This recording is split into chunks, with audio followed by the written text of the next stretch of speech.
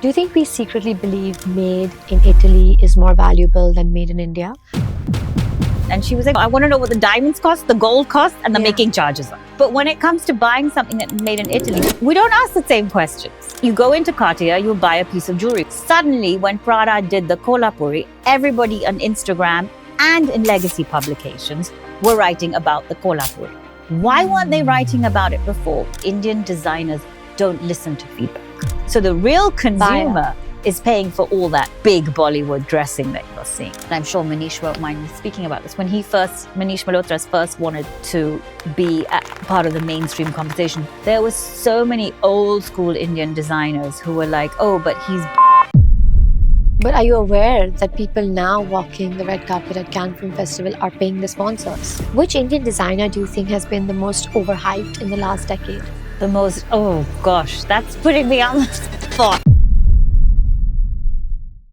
The Indian fashion industry loves its glossy magazine covers, grand weddings, and celebrity-approved couture. But behind the glamour lies an ecosystem riddled with contradictions. Global designers borrowing from Indian heritage without credit. Fast fashion destroying the very crafts it romanticizes. Magazines pushing the same handful of names and luxury price tags that defy logic. Why do we worship European luxury but question Indian design? Veteran journalist Sujata Assomull joins me to unpack the hard truths about Indian fashion.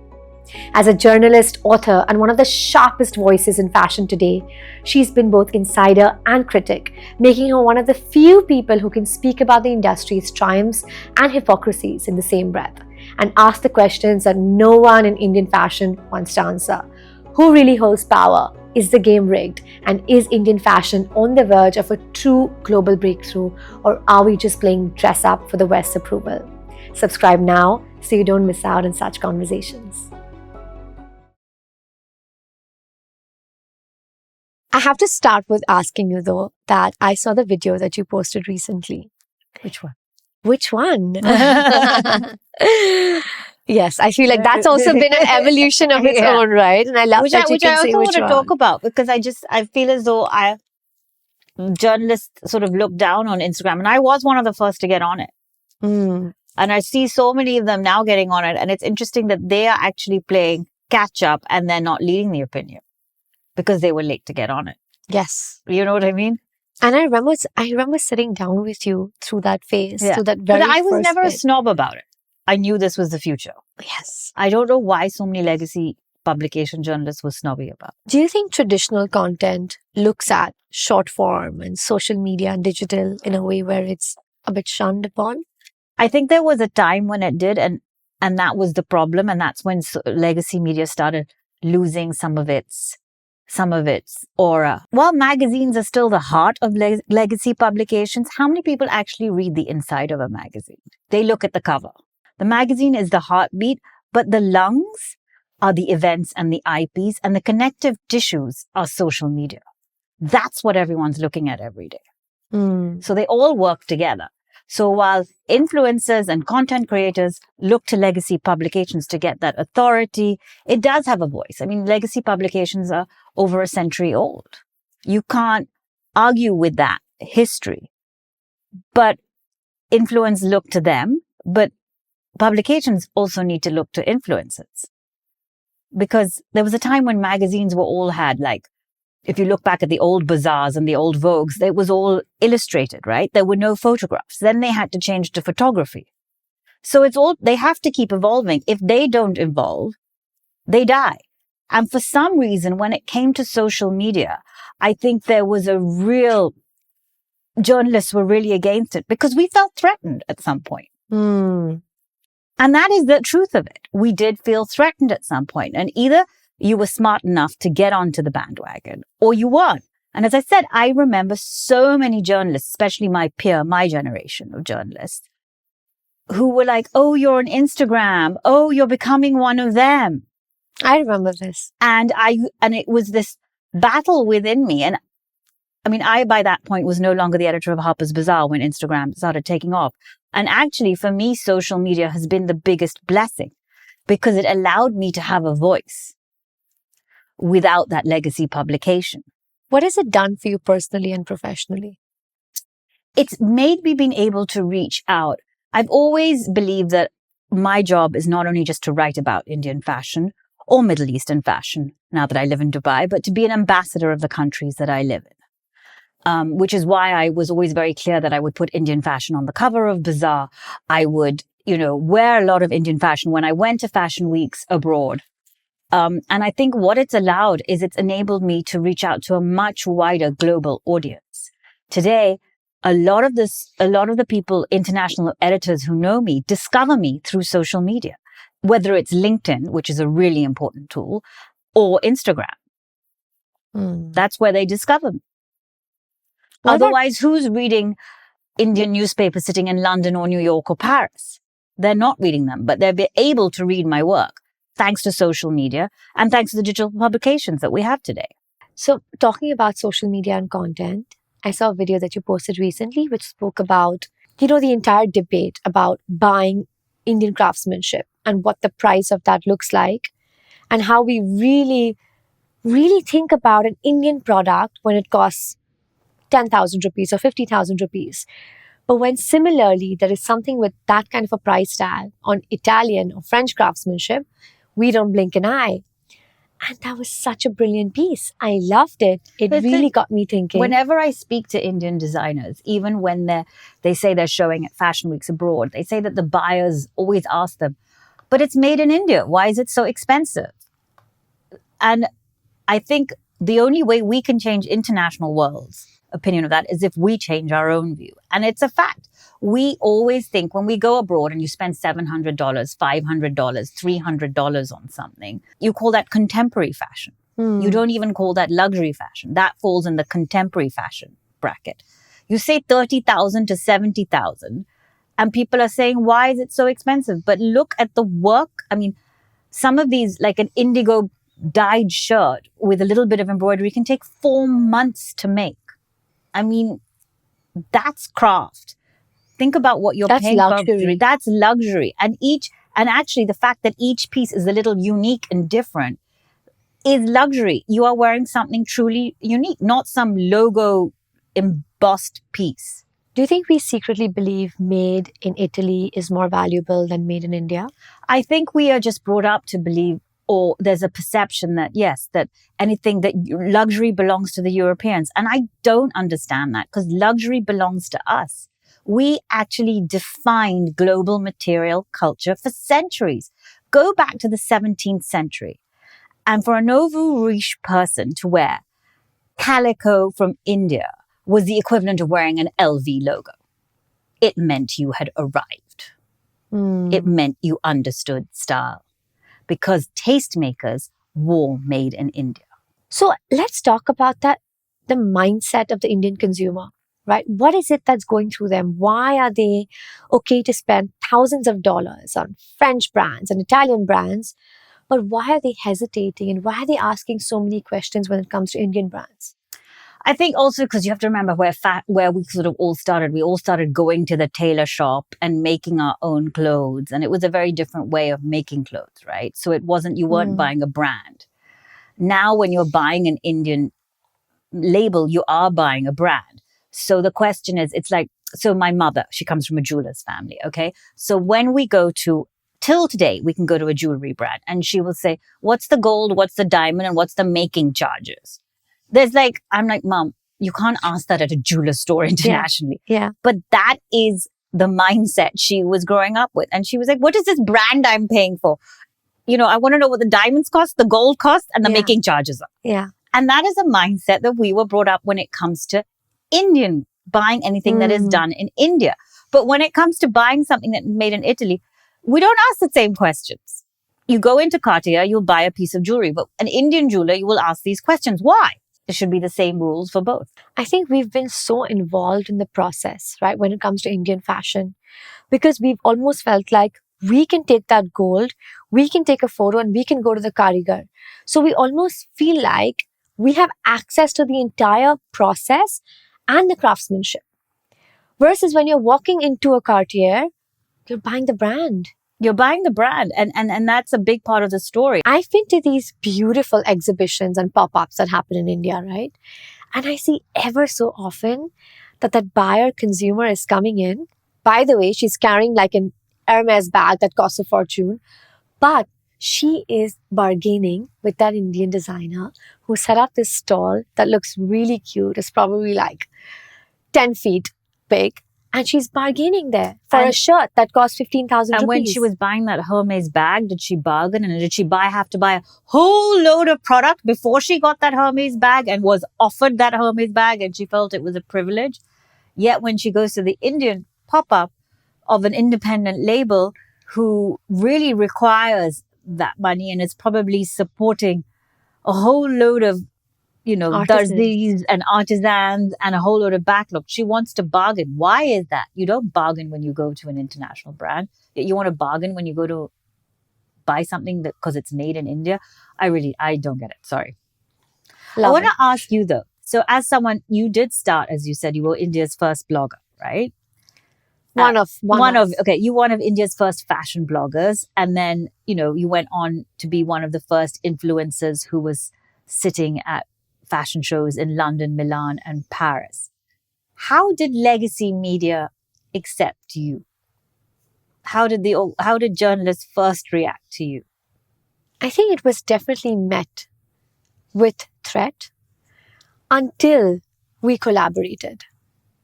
It took a lot for me to convince them to do something with me, to collaborate with me. And I think that's how it is, right? You're always, and in everything in life, you first see things with a perspective and you're wary of it because it looks different from what you're used to. Yeah. It's the unknown, so you're scared. And you look down upon it because it seems frivolous. Because the easiest thing to do is to look down on something. Yes, but also, I have to be aware, and 13 years, and I can say this, that an influencer's job can be frivolous. If you don't have your heart and purpose in the right place, it can be frivolous and it's very easy to lose that path along the way. So for legacy media to think that it's frivolous, I give them the credit for that. They're not wrong. Mm-hmm. I believe I've done frivolous things in my career, in my journey, for them to have thought so. What it took for me was to get into that door and have that conversation with them. That was the trickiest part. But once you were in the door? I have to tell you what happened when I was in the door. It was a takeover that I did with one of the magazines. I was in Milan Fashion Week. Incredible global brand, very specific, very niche in what they do. One of the big names, household names.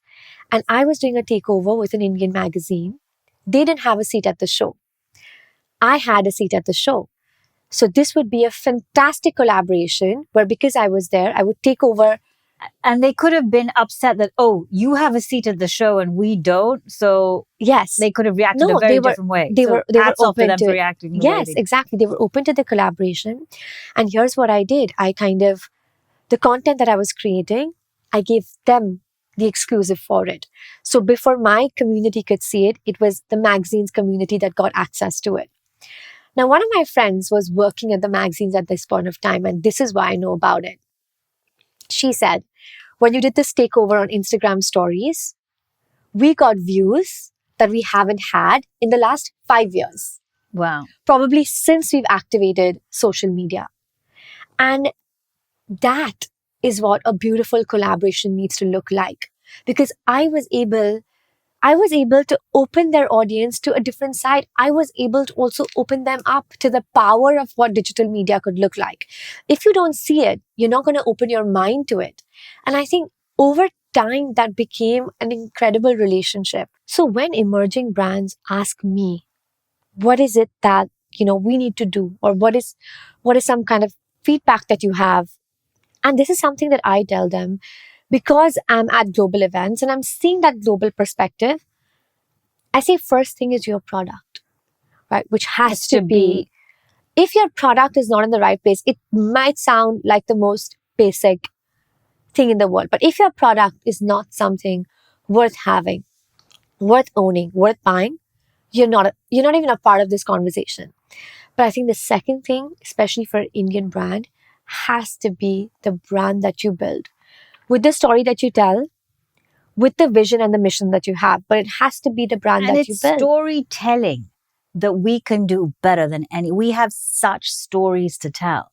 I mean, today you look at label, like a label that's right now, I think it's in 70 stores around the world, is Critic Research. And you look at what he's done. He's only a 4 or 5-year-old label, but he has built on the storytelling of our crafts. Mm. And he has gone completely international. But like you said, it's the product. He makes impeccably made clothes that you can't fault.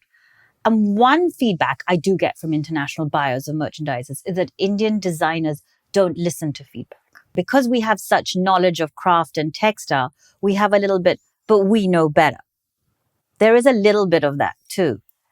And I think what we need to learn is, if you want to succeed in the global market, you have to listen to them. But I have a problem with this whole succeeding in the global market. Same. I was just about to say I think that. any brand first has to worry about the domestic market. When you look at a Gucci or you look at any of the brands, they were first successful in their own market before they went global. We are in this hurry to get this tappa, this stamp, that we are in XY store in London and BY store in New York.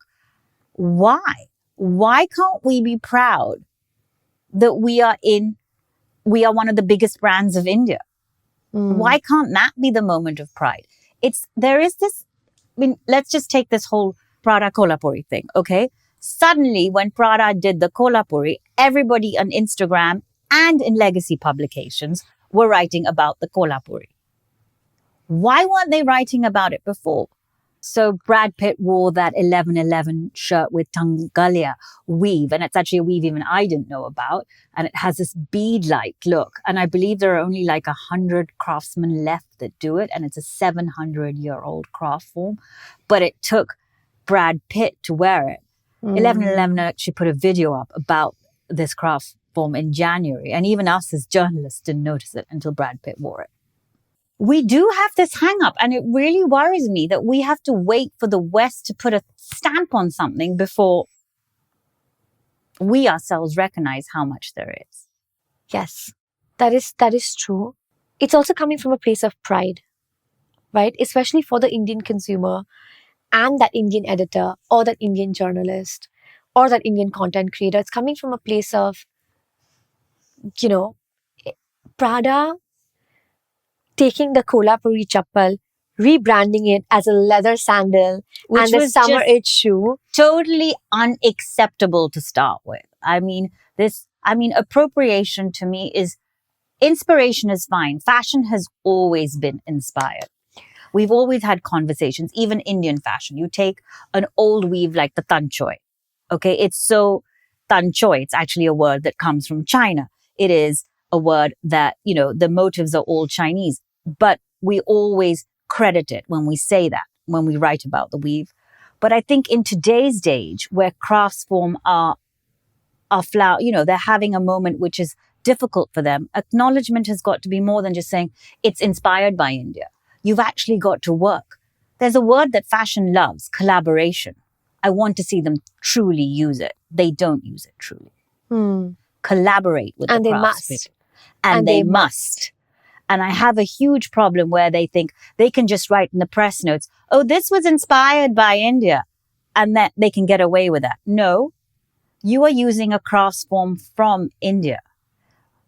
To really credit it, you need to credit it with hard cash. Sorry. I love that. Yes, absolutely. I think one way is to do it with hard cash, but I think there's so many more ways to do it as well. And I think the best example for this is Dior. Maria Grazia Chiuri. What she did was beautiful. She actually put Chanakya at the heart of the collection. Every international journalist who flew down had to go to Chanakya and had to see the processes and had to understand it. And you could see it in their writing. They wrote about it a very different way. And while I love the fact that H&M is collaborating with Sabyasachi and Anamika, and Tod's is collaborating with Anamika, and Barbie did something with Anita Dongre, what I would really love is to see them go in and work with a craft cluster that needs their help and put the craft cluster on the map. Which I do think was successful through the Chanakya Dior Dior. collaboration, right? Because I do think for that global luxury brand to be connected to the craft cluster is tricky, right? How do you go to the grassroots? It's tricky for us to reach the right cluster. For someone to come in globally, I do think that having that mediator, Having that atelier. someone like you, yes, an but atelier, even- or even or an expert like you, right, who knows their way through the industry, who knows what's right, what's wrong, what something should cost, what something should not, and actually having that little bit of a link down to the grassroots, and then it's done beautifully. Like what I think. But what I do feel is that what's happened internationally is that there's been this whole focus on Chanakya. There are so many ateliers beyond that. So I'd like to see all the ateliers who work with Valentino, who work with McQueen. There's so many of them. And I feel as though they haven't got their due. And that's my only thing. It sort of all becomes about one example. India is a land full of, I mean, every region, literally every few miles, you'll find a new craft in India. Do you know what I mean? So I just think that is something that we need to look beyond that one example. And Dior Chanakya was now 3 years ago. We need more. It's not enough. One example is not enough. That's my other thing. We see one thing happen and we get overexcited about it. We shouldn't be excited. The credit to us is so overdue. We need to demand more. Yes. We can't be so excited because somebody used mirror work and then so we should say, excuse me, thank you for crediting me now. What about all that you did in the past? I have to tell you this, Suj, that even with global brands that are respecting and addressing India, right, through its art, collaborating with ateliers in India, getting their embroidery done in India, do you know how many seats at the show are given to Indians? And this is not a stand for influencers and content creators. I made one of my first ever appearances on Diet Sabya during the Dior show. Do you know why? Because I was seated in the back row. And I think they were trying to be like, oh, look who's sitting on back row.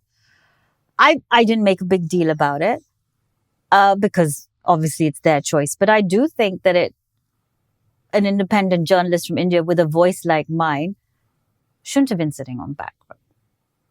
And maybe my bad that I didn't complain about it. Maybe I should have made a stink about it. But yeah, there were hardly any Indians at that show that I deserved to be there. So many people I know who have, what happened at the Dior show, I believe, was the work of many, many years of people trying to get India on the map. But they were sort of ignored at that point and moment. So you speak of the Dior show that happened in India, but I'm even speaking about all the shows that are happening all around the world, right? Where are the seats for the Indians? That LV show where everybody, the recent LV menswear show where Bijoy Jain did the beautiful Set sets design. And they had A.R. Rahman play the music. And I think Ishan Khattar was there, correct? And a few others. But if you were so inspired by India, why wasn't, I don't know, the editors of GQ and Esquire there? Why weren't the important menswear fashion influencers and content creators there? Why was there one big celebrity really from India? You're inspired by India. I think there could have been so much more they did with that moment. Now, shifting the lens a bit back to India, and I know we have loads of aspiring designers tuning in today, and I'd love to hear from you as someone who's such an industry insider, such a veteran. What is the biggest mistake that Indian designers are making today? I think the biggest mistake they're making is that they're not being consistent. They sort of do one really great collection for some reason and then they sort of stay on that. What they need to do is understand that every collection has to have excitement and surprises, yet you need to have the same language. It's a very difficult formula. Yes, your language, your handwriting has to be the same, but you have to have excitement in every collection. Give us an example of someone who's doing that right.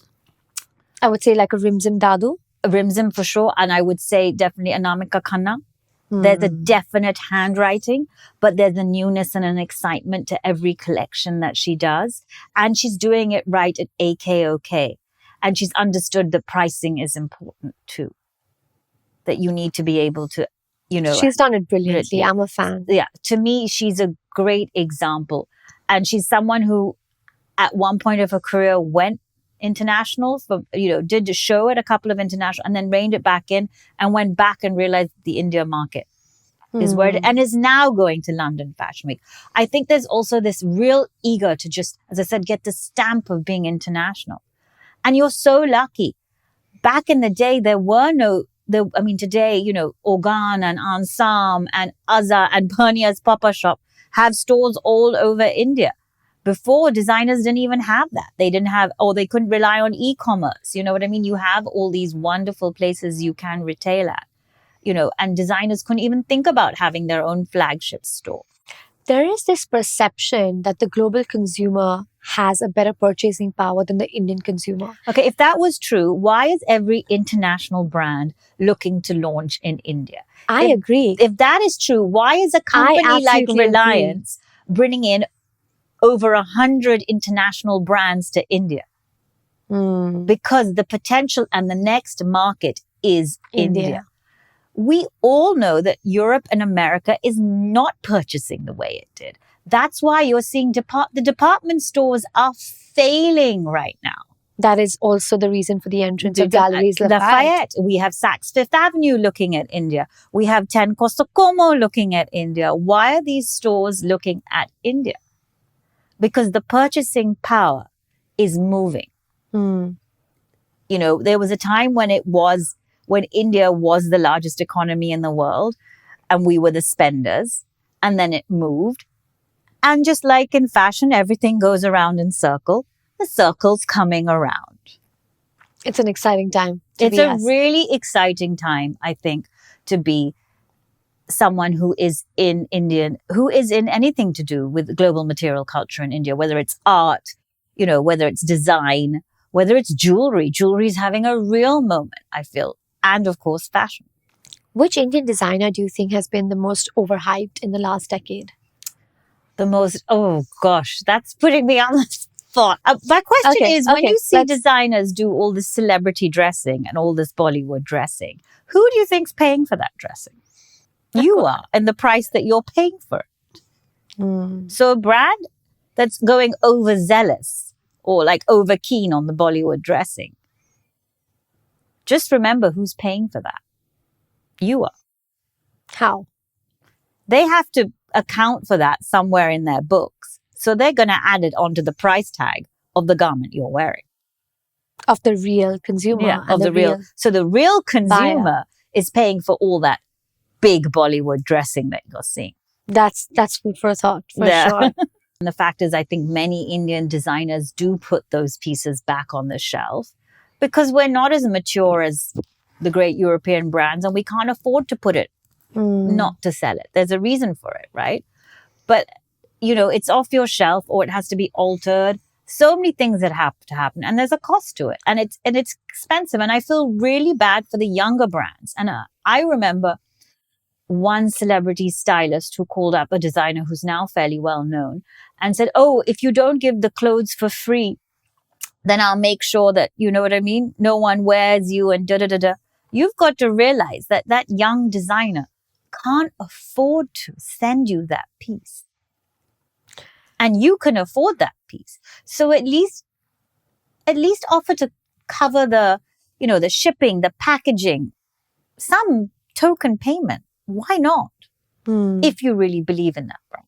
There's this mindset and this thought that when you're wearing a brand, you're doing them a favor, right? That's where the celebrity mindset is kind of stemming from. And I've had multiple conversations to support this thought that the brand should be grateful for the visibility that it's getting. Now, when I have spoken to brands, Suj, the feedback that I've really gotten is, yes, it's helping my brand get the visibility, but it's not getting me 5 followers on Instagram. It's not getting me 5 sales. It's not getting me any sort of it's just qualitative traction. It's image. It's image. And let me tell you, for Those Bollywood actresses today, they're all running after the endorsements from the luxury brands. They need to be seen as fashion forward. They gain as much from fashion as fashion gains from them.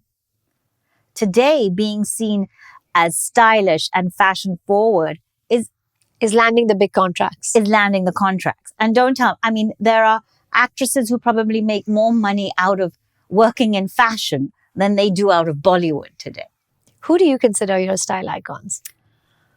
Oh gosh. So internationally, and of course I was the editor of Bazaar, Diane Virland, someone I really, really, really look up to.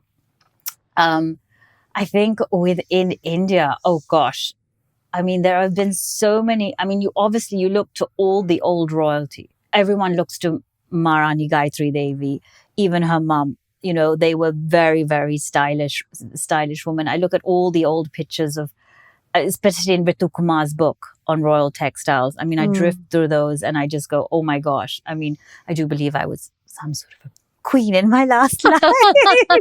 You definitely act like it. Thank you. So, yeah. So I definitely think we look to them. I also love, I mean, talking of Bollywood, I think the Bollywood stars of the ilk that I grew up, the 70s, Parveen Babi, Reena Taman, Smita Patel, Rekha, they had such individual style. I can look at a sari and tell you which of the four women would wear it. I don't think you can do that anymore. I think if we're talking about Bollywood today, I really, really like Kareena Kapoor and even her sister Karishma. I think they have a style that's very evolved and their own. But I definitely think I look at my own peers. I've been really lucky. My era of media, I think, was really stylish. You look at Anonita Kara, you look at Anita Adajania. I was really lucky to grow up amongst these be in journalism and grow in the industry through them. And yeah, my own peers are women I look to. Yes. And I don't think there's anything wrong in admitting that. No, of course. I think it's beautiful. It's beautiful and it's as it should be. Do you think Bollywood has helped Indian fashion or hurt it? I think it's helped it. I mean, I think to say it's hurt it is looking at it very pessimistically. They have a mutual relationship, like I said. They benefit from each other. There's no question Bollywood has shone a light on it because Bollywood has realized how much it can gain out of fashion too. Yes. There is a glamour involvement to fashion and there is glamour in Bollywood. Yes. And I don't think you can take away from that. And they need each other. And why Bollywood? Look at what Hollywood adds to international fashion. So also look at what Hollywood adds to Indian fashion today. Yeah. So I'm just saying, why just Bollywood? It's now part of the fashion system. And you can turn your nose up at it. But it is part of the fashion system. I mean, I remember, for instance, when, and I'm sure Manish won't mind me speaking about this, when Manish Malhotra's first wanted to, be part of the mainstream conversation, be at fashion weeks and be here, there was so many old school Indian designers who were like, oh, but he's Bollywood. Those same old school designers, just 2 years later, were chasing Bollywood, wanted to be part of films, wanted to be part of. But I believe that's the circle of life, right? It's you with social media, it's Manish Malhotra with Bollywood. It's really about having an idea that seems like a bit of a path breaker, right? It seems like this is how I'm going to move away and create something unique that feels unique to me because it's not been done by anyone before. And everyone listening, watching has to know that when you do something for the first time, it's met with resistance. Yeah, that is the law. That is the law. And unfortunately, the people who break the paths are often not the ones who get the glories. It's the ones who come up afterwards. But Yes. that's fine. You should be just be fulfilled at knowing. But you don't get glory externally. Yeah. But as someone Or who's, even monetarily, it always goes to the next lot. Generally. I don't know. I feel like I've been one of the first content creators in the times of content creation, and I feel like I've reaped the benefits monetarily. the glory externally is going to keep evolving, but I do feel like the glory internally Is and more. that bit of knowing that, look, this was my calling, this was my purpose. I don't think there's any glory than answering to your creativity. But I do think you're from a slightly older generation of content creators. Yes, of And course. you're I'm the more- first. I'm the Yeah, very first. So you're a bit more like my world. Does that make any sense? Where we see purpose is really important. Yes. And purpose being and that spreading, connecting. Even I know when designers call you and say, can you connect me with XYZ? You're open with your Of course. with your contact book. And I think that that's a really important job of path breakers too, is to be open with their contacts. And I do think designers sometimes lack that openness, where they perhaps won't tell you, this is the right showroom, this is the right buyer, this is the da-da-da. Because there have been such few designers. Now there are so many.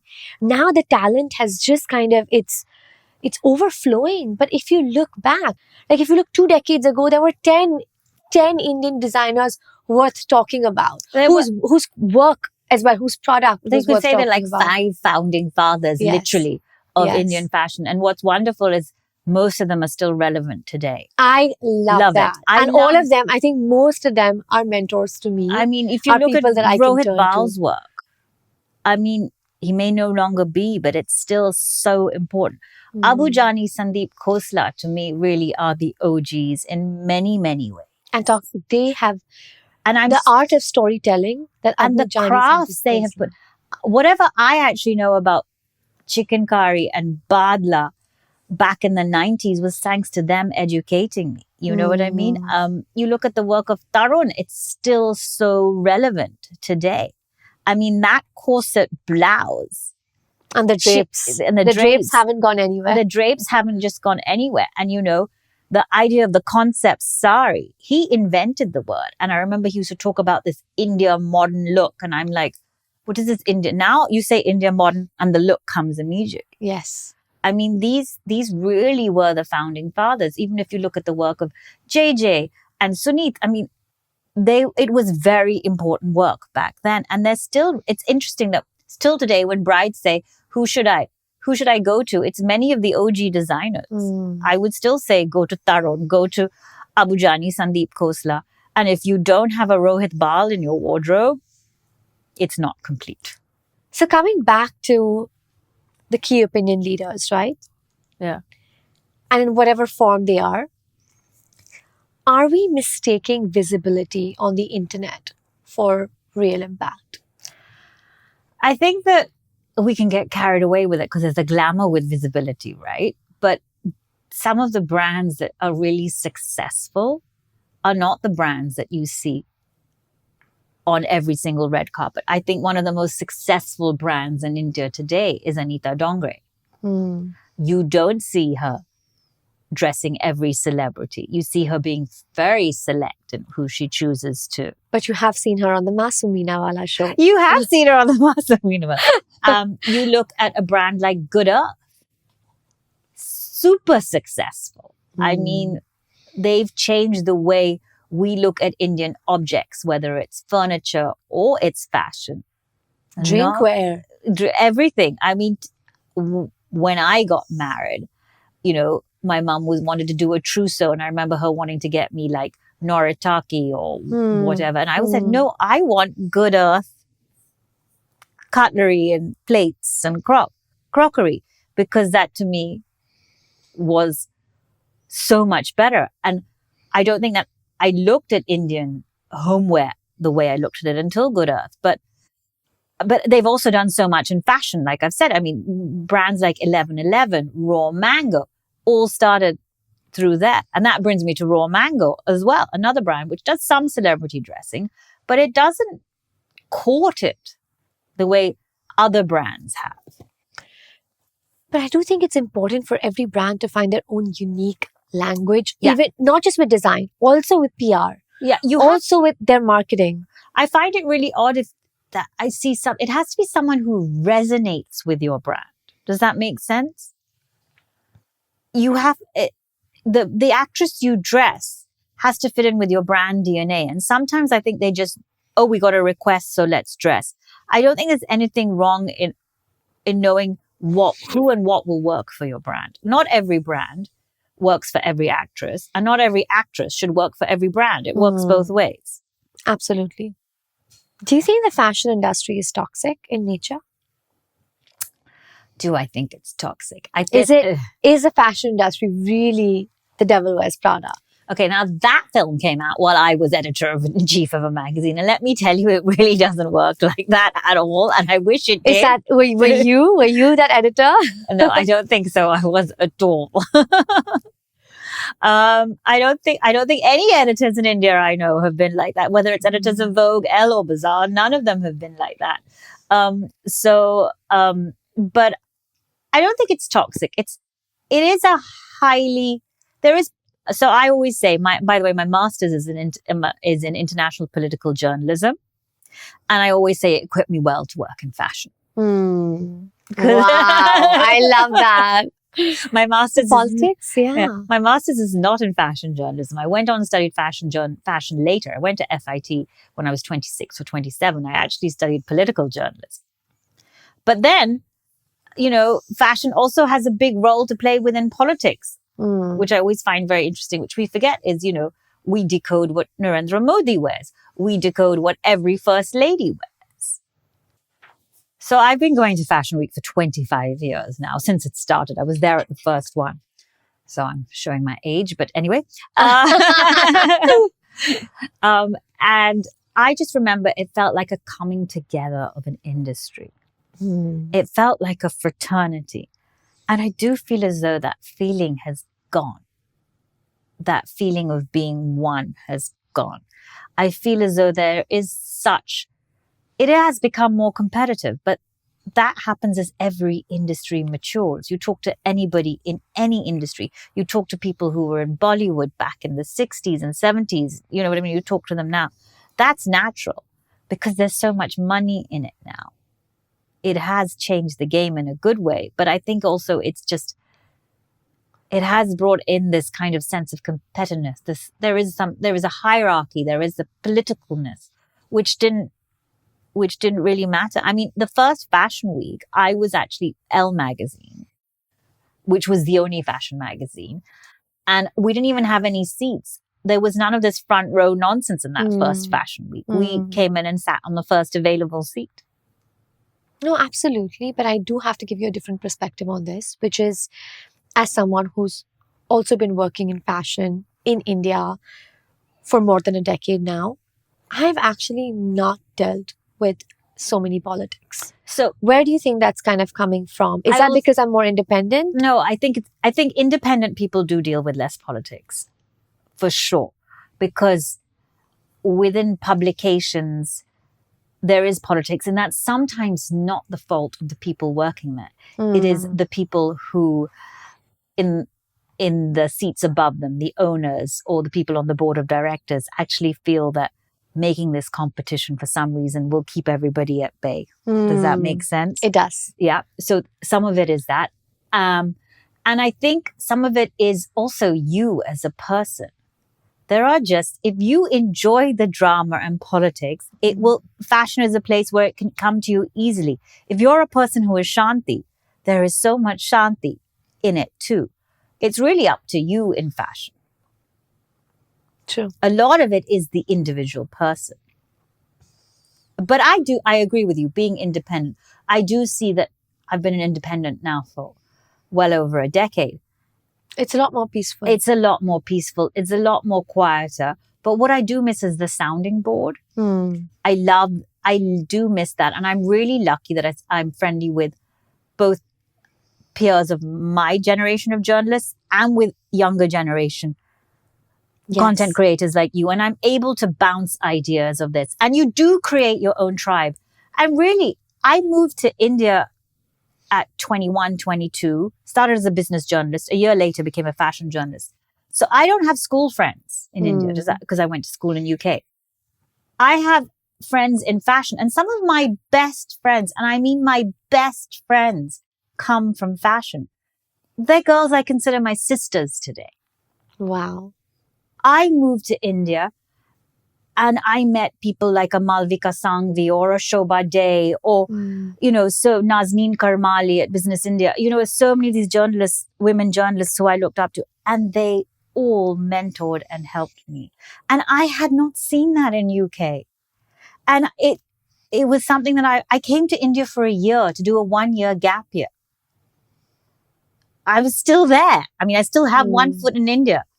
Some 30-something years later. And I think I think being an outsider is actually what's helped me in India. Does being a magazine editor pay well? Not really. No, it doesn't pay but that it's a well. lot of prestige. It's a lot of prestige. I worked in PR.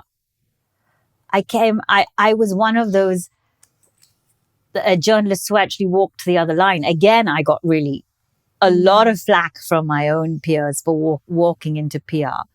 And I just decided that I'd had enough of journalism. Of course, I didn't last very long in PR. I'm so glad I came to a magazine editor's job from working in PR. Because if I'd come from journalism, it would have literally, because they had to match a PR figure. Do you know what I mean? It went a little higher than it was. Okay. But there was no question of them. Salary. There was no question of them ever. I never get an increment. You know how you move from job to job. That just wasn't going to happen. Yes. So I don't think magazine editors get paid that much. And actually, journalists don't get paid that. The money is with the stylists. Stylists get paid a lot more than journalists. Till today, we get asked, "Can you write for free?" All the time. Really?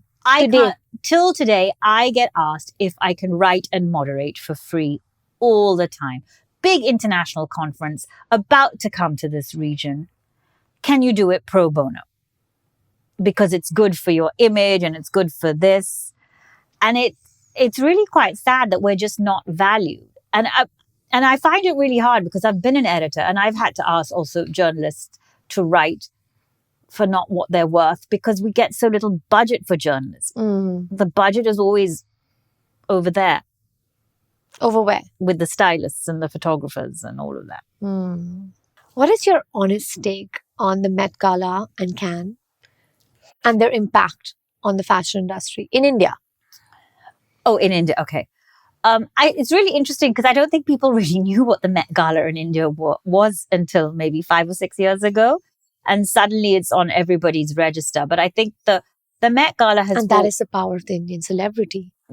Because the Indian celebrity is going there. And it sort of probably started with Natasha Poonawalla going to, to the Met Gala years ago. It's interesting because years ago, Mrs. Godrej, Parmeshwar Godrej brought Miss World to India. And then that became the moment, correct? So Met Gala, I think that it is the first, it's called, the equivalent of the Oscars for fashion. And I think the fact that India has been a part of it is really important. But did you know that India was actually the subject of the Met Gala? I think it was in the 90s or early 2000s. They actually had, just like they have a different theme. India was actually the theme. Wow. And I'd have to look up which year. But I think it was in the 2000s actually. But it didn't even register to us then. So I hope that now that India has registered the Met Gala, that the Met Gala make India a theme for them. I think that Indians, sometimes when it comes to the Met Gala, we don't understand the assignment. Yes. There is a theme. But I think it boils down to perception, right? Yeah. So I think it's really about taking the assignment and making it your own. Yeah. But I think sometimes we're so busy in making an Indian statement that we don't know how to make the Indian statement that's appropriate to that event. And there's a way to do it. I think Cannes it's become such a sponsorship game. It's not the Cannes that I remember. And I think the sponsors need to think about who they are taking to Cannes and why they are taking those people to Cannes. I think the sponsors need to revisit it. It's become like, I just wonder, why is this person at Cannes? What is their relevance? Do they have a relevance to fashion, glamour? or movies? And if they don't, why are you there? But are you aware that people now walking the red carpet at Cannes Film Festival are paying the sponsors? Yeah, that's what's happening. I mean, I don't think most people, but even at the Met Gala, I mean, Yes. the tickets are very expensive. Very, very expensive. to There get a are seat at people that table. who are buying tickets to go there. You know what I mean? Or who buy enough couture that they are on the table of the designer who buys the table because they are such an important couture client. In your opinion, what has been the single most powerful moment for Indian fashion in the last 10 years? Oh, I think there's been a series of moments. I think it's all been like obviously the Dior Chanakya thing. I think Sabyasachi H&M was also A fantastic collaboration. it was a moment, whether you like it or not for Indian fashion. I do think Rahul Mishra making it to the official. Rahul Mishra making it to Rahul Mishra. So this was it was interesting because it was all around the pandemic time. So 2020, just before the pandemic, Rahul Mishra becomes the first Indian designer to be invited to Couture Week. Then you kind of have the Sabyasachi collaboration. Then just at the end of the pandemic, you have the Dior and Chanakya thing. And then after that, you've had like a series of things, as I said, whether it's Rahul Mishra and Tod's and, Gaurav Gupta dressing everyone from Beyonce to I don't know who. And then again, during the pandemic, he dressed someone for the Oscars. So I think that whole 2020 time was a complete turnaround time for India. And also because of the pandemic, people started talking about craftsmanship. And there was, at the same time, everything going on with Black Lives Matters, which meant that even people wanted to talk about inclusion and diversity. And it's all been at this time. I don't think you can say there's this one moment, but there's definitely a moment happening now. But I do think it's important that this moment started perhaps when Abu Jani Sandeep were dressing Judi Dench and Maggie Smith on the red carpets, years ago, or Tarun Tehlani went off to Milan Fashion Week. So the moment it started then, but that real peak has happened now. So everyone talks about putting India on the global map. But what do you really think it's going to take for an Indian designer to become a house like Prada or Gucci or So Louis we Vuitton? all talk about Indian designers going on the global map. What I want to know is India Fashion Week is 25 years old now. Why isn't India Fashion Week on the global map yet? Why aren't the buyers coming to India to have a look? I think it's really important that we have our own fashion week is looked at. I mean, look at Copenhagen Fashion Week and, some of the other ones that have come up. Just Copenhagen. I think nothing else has come up. But I still get people talk about, fashion weeks in China or fashion weeks in other parts of the world, but I don't see people focusing. So I think we have to create our own fraternity, and our own voice as a fraternity needs to be stronger first. What would it take? Tell me 3 things it would take to make that happen. Well, it's really interesting that some of the designers who show internationally then don't show back in India. They will miss a season or two. So that's but important. I do think. So that's consistency is very important. Designers need to be consistent. I think India Fashion Week also needs to be a little bit more selective on who they allow in sometimes. You know what I mean? It has to seem like a really strong week. I think we need to really look at how we look at contemporary labels in a the contemporary labels that matter in India should show, and the contemporary labels who show globally should matter. I don't think Kartik research has shown ever in an India Fashion Week. And he must. Okay. You know what I mean? Yes. Yeah. So that's important. And I think we should also celebrate labels. What I would really like to see is also somehow for us to make it a dialogue. So the labels that are proudly made in India internationally should somehow get some sort of voice at India Fashion Week. Does that mean the labels? There are labels, whether there's so many of them. I mean, off my top, I'm saying Isabel Marant. You know what I mean? That proudly put made in India.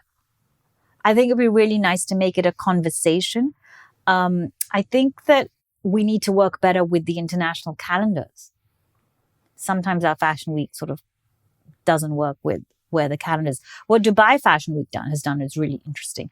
It's that it's made itself the first fashion week. It comes right at the beginning of September, and the reason they've done that is they believe buyers have the time and the spend at that point. So I think timing is really important. And maybe we need to, go on some kind of road show or something, the way, Saudi 100 have gone on this road show all around the world, Which I think is actually a brilliant idea. And this I is something I've actually taken to a few people, especially in France. I know, a lot of senior people in the industry there, especially from the LVMH group. And I've actually pitched this.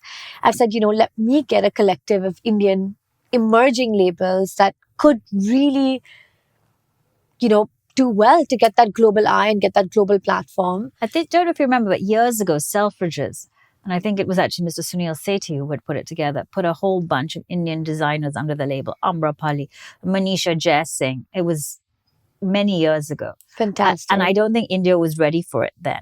But I do think if somebody did that right now, it would be a wonderful moment. So I think we need to realize that it's a dialogue if we want to go global. But first of all, I really think we need to get the industry in India together before we look at global. I think sometimes I just think we fight too much amongst ourselves. But who do you think is that one designer, right? There's the top 5, the top 10, the top 20. But who do you think is that one that has the potential to become a global household name? One name. Well, oh God. I think right now I would bank Anamika Khanna.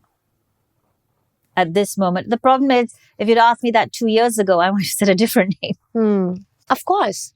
Absolutely. But evolution is everything. Yeah. Right? Evolution is the core of I mean, I growth. do think that Abu Sandeep is having, and I'm very interested to see their second coming. Because I think that it's very interesting what they're doing. I do think there's a whole contemporary voice being built, whether it's Veranda, 1111, Pero, Aroka, Injury, and Karthik Research. There's this whole global contemporary voice. So I think we're going to see this sort of couture voice growing and this contemporary voice. And I hopefully if they can grow side by side, that's going to be a moment. What is your take on, I know you understand luxury very, very deeply. What is your take on this entire conversation around luxury products being made in China? So I have 2 things to say. First of all, why is made in China bad? How do we know that made in China means it's not well made? People used to say that about made in India, if you don't remember, once upon a time.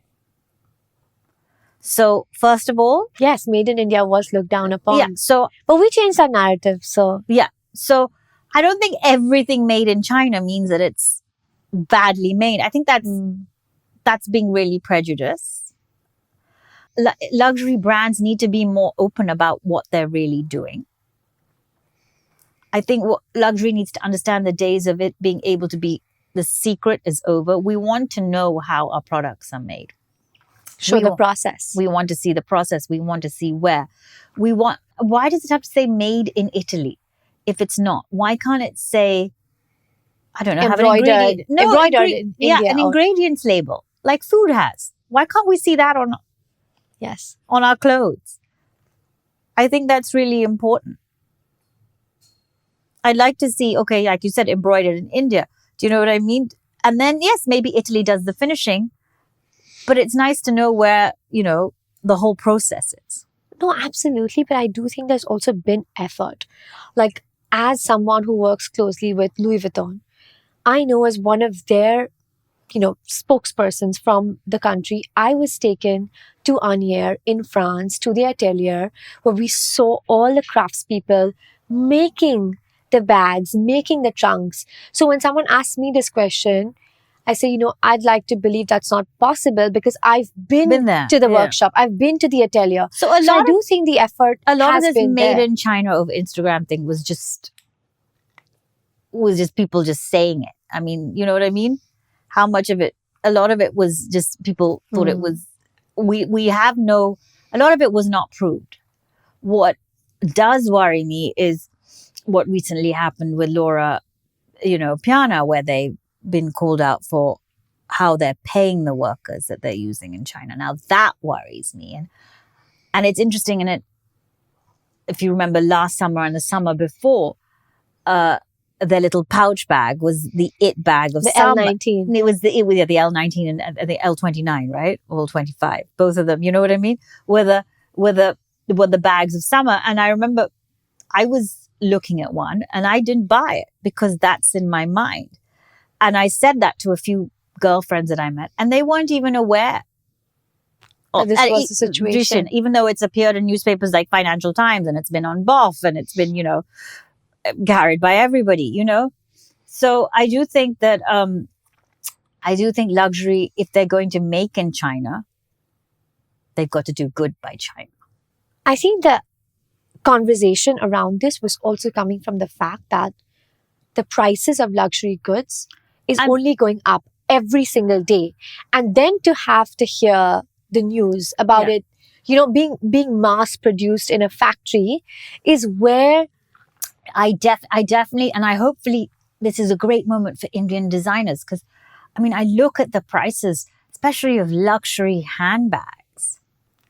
It's got out crazy. Of whack. Your average for a luxury handbag is now 5 lakh rupees.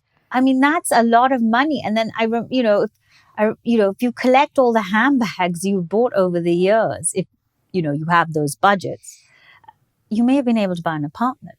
If you think about it, it's getting ridiculous. So hopefully this is the great moment for Indian designers who really are making beautifully well-crafted brands and can be probably very transparent about their processes. But yeah, I wonder if I'm starting to think that luxury thinks that we're all idiots and that we're just willing to pay any amount for that status because it's this, some of the bags that you carry, they're more of status symbols than it is about the craft, really. Exactly. Yeah. I personally don't think luxury brands I are love justified. That post that you did on the 5 handbags. Yes. The brands to look out. And I remember Pauline was one of them, and I've been looking at a Pauline bag sort of myself. I don't think we need to be that dependent on buying bags that cost lakhs and lakhs of rupees. I'm so happy to not see women in India now wear the H belt, but wear the Sabyasachi belt. And to me, that's a real moment of pride. If you had to make one bold prediction, what do you think Indian fashion is going to look like in the next 10 years? I hope it's going to be like what Japan was once upon a time. You know what I mean? Seen as this place of beautiful, well-crafted, pure fashion. And I hope we're able to continue that conversation. I hope that one of the luxury brands, and I know we had Manish Arora worked with Paco Rabanne for a while, but I hope that one of the luxury brands realize that one of their creative directors needs to come out of India. I hope we see Indian luxury brands sitting next to every single European luxury brand, the way we do, we see Japanese brands like an Issey Miyake or Comme des Garçons. You know what I mean? Sitting right next to all the European brands. I think the moment for India is coming, and I think it's coming in the next 10 years. For everyone who's not a fashion insider and is tuning in today, why should they care about how this industry, the Indian fashion industry, evolves? Because it really is the fabric of our country. We are, first of all, textiles is the second largest employer in India. And while fashion isn't the largest part of that now, it is growing to be a large part of that. And it is part of our culture. It is so woven into us. There is no country, I think, that has the kind of fashion we have. We still wear our sari. You know what I mean? Loud and proudly. Do we really want to lose our uniqueness? And a lot of what we give the world culturally and why we have cultural importance comes from the textiles and crafts of our country. Do we want to lose that currency? I don't think so. Thank you, Suj. It was an absolutely incredible conversation. Thank you. Such a pleasure to have you here. Thank you. Thank you. And it was such a pleasure to be on your show. Yes. Thank you so much for watching or listening all the way through. I'd love for you to hit that subscribe button. It helps this show reach more incredible people like you, and most importantly, get closer to our goal to build an incredible community with the Masoom Minawala show. My goals with this show are audacious, and you all are the most important part of this journey. I want to create for you. So tell me what you want to hear. What stories could change your life? I read every single comment, and your reflections honestly help us shape where this show goes next. I'll see you in the next one.